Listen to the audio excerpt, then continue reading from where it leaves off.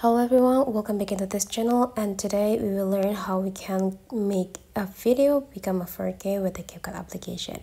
First, you just need to follow everything I do on this video. Tap into the clip, and then we need to find adjust feature on this bottom side.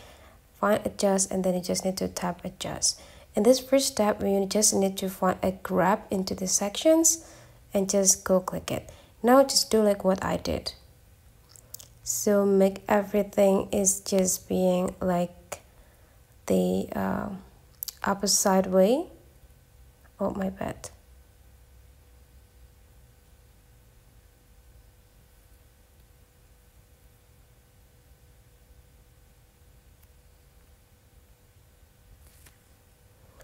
Right after you're done doing this, you just need to go click done. And now you just need to download this.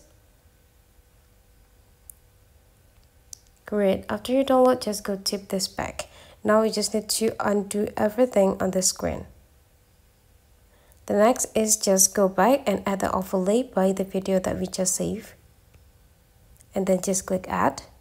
And now we just need to make the size is just the same with the clip.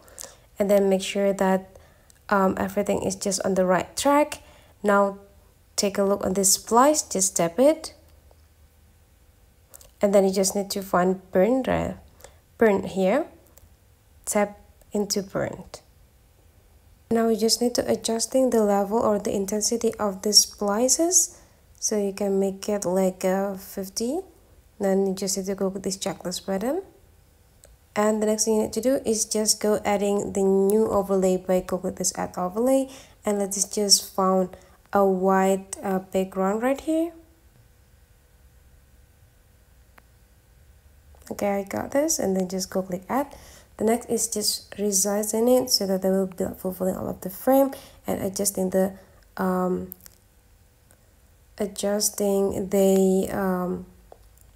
duration. The next is just go tap into the space again, splice I mean, and then click overlay. And then you just need to click this checklist button. The next is just go adding the adjustment. The adjustment could be the adjustment for the picture itself. And then you just need to go back, swipe into the left side until you got this adjust. And then find this sharpen, and then make it like 100.